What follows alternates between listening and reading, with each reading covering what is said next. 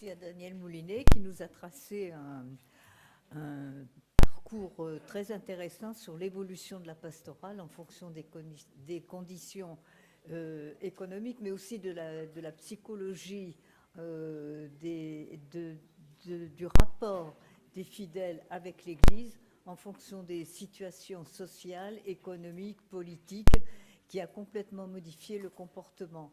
Et par exemple, vous avez cité l'absentéisme des femmes à un moment donné. Est-ce qu'on ne peut pas mettre cela justement sur un succès relatif de l'Église, de l'école et des lois laïques qui justement visaient l'éducation des filles parce qu'on estimait que c'était les femmes qui agissaient sur les enfants et qui risquaient par leur action de les pousser trop facilement vers l'Église. Et donc ça, c'était finalement un succès de l'éducation laïque. Bon, ce qu'il faut aussi remarquer dans ce que vous avez retracé, c'est comment l'évolution de la pastorale s'est aussi adaptée à l'évolution des sociétés. Parce que c'est vrai que quand on étudie, par exemple, les missions dont vous avez parlé au XIXe siècle, ces missions qui duraient facilement assez longtemps, oui, et qui avaient pour but justement de ramener hommes et femmes, mais surtout les hommes, vers l'Église, ces missions, petit à petit, elles se sont raccourcies jusqu'à ne durer parfois qu'une seule journée, jusqu'à l'évolution vers les vœux du diocèse. C'est très intéressant de constater comment ces actions ont pu varier au cours des siècles.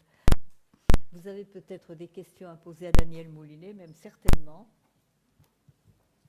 Monsieur. Alors, un chanoine qui n'est peut-être pas inutile, et comme on a dit tout à l'heure, est profiteur, je ne sais plus exactement quel était le terme employé. Deux choses. D'abord, ça n'a rien à voir, mais je fais ma pub.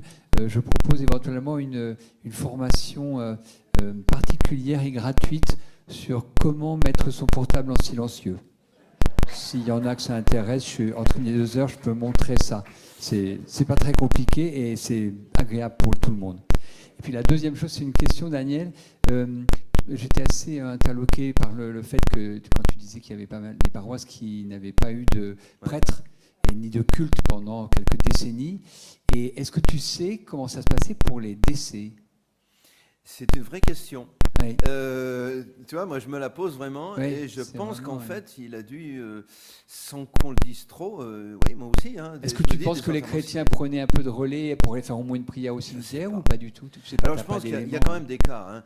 Oui. Quand la famille était assez riche, on envoyait quelqu'un avec une voiture chercher le curé. Voilà, ça je pense. Mais je pense qu'il y a quand même un certain nombre de cas où l'enterrement devait se faire sans beaucoup de prières. Hein. Parce que le clergé était quand même âgé.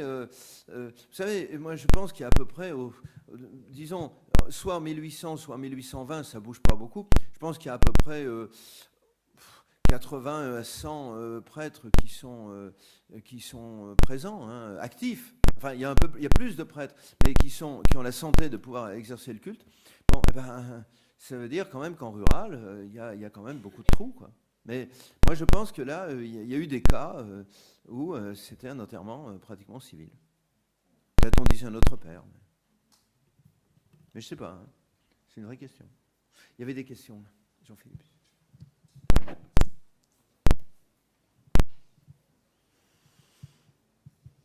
Je voudrais tout simplement savoir quand a démarré la pastorale de la santé sur le diocèse.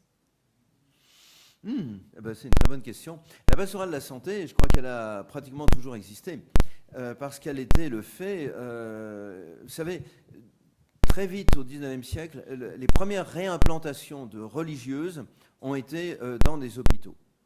Montluçon, les Filles de la Charité, Gannat, Ébreuil, voilà. Et la pastorale de la santé a été très longtemps le fait donc de religieuses.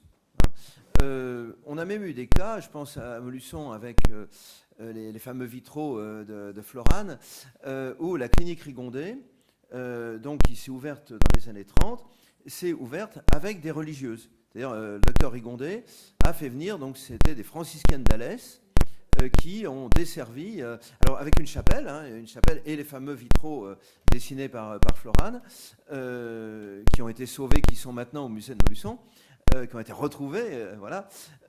Donc, avec une chapelle d'emblée. Et la pastorale de la santé, donc, a été, je crois, très concomitante à la présence de ces religieuses. Le micro. C'est sur la santé ? On continue avec la santé. Conservons la santé. Je voudrais dire une expérience par rapport à la pastorale de la santé. J'ai été permanente de l'Action catholique des milieux sanitaires et sociaux en 66 et 68, et j'ai eu la chance de voir la pastorale de la santé décidée au niveau de la commission des évêques par Monseigneur Fauché, Oui. qui à ce moment-là a réuni Les trois mouvements d'action catholique qui pensaient être missionnaires dans le milieu de vie et qui étaient l'UNCACH au niveau des religieuses, la Fraternité catholique des malades, Oui. l'Action catholique des milieux sanitaires et sociaux et les aumôniers d'hôpitaux. Et à ce moment-là, on a eu une présence et une autorisation au niveau de l'Église pour avoir une pastorale de la santé au niveau diocésain dans chaque diocèse. Alors, cette pastorale de la santé, elle pouvait être... il pouvait y avoir le délégué de la pastorale de la santé dans nombreux diocèses, ça a été un prêtre, parce qu'il fallait que ce soit un prêtre qui soit le meneur des affaires. Et je connais des diocèses comme celui d'Évreux ou celui de Marseille, où ça a été des travailleurs en milieu de la santé, assistants sociaux, qui travaillaient et qui assumaient cette responsabilité de la pastorale de la santé. Et pour le diocèse de Moulins, moi j'ai connu la pastorale de la santé avec j'ai perdu son nom. Le Père Vasinco. Le Père Vasinco, Oui. voilà, qui a été nommé... Oui, ce- il s'est beaucoup donné, Paul Vasinco s'est beaucoup donné à cette mission. Alors, dernière question de M. Méral. Oui, moi je suis né à Désertine, donc... Et moi, Montluçon. Hein. Voilà, Alors, et donc, moi j'étais enfant de chœur, etc. Et tout. Ah, Et pas j'ai été fortement marqué par Vatican II. J'ai suivi Vatican II en lisant la Croix, parce qu'il y avait une voisine qui était très croyante. La question que je pose, quel a été l'impact de Vatican II dans le département, au niveau du clergé? ben Et oui. je sais que moi, ça fait partie de ma formation, Ben oui. y compris par la suite. Alors, on a été quand même un peu plombé dans l'Allier, il faut bien le dire. Alors, l'impact, si vous voulez, au point de vue liturgique. Là, il y a un impact. Parfois avec une impréparation. Hein. Je pense à les réactions que j'avais entendues à Baulon plus tard sur ce qui s'était passé. Disons, il n'y a pas toujours eu la pédagogie qui eût été nécessaire.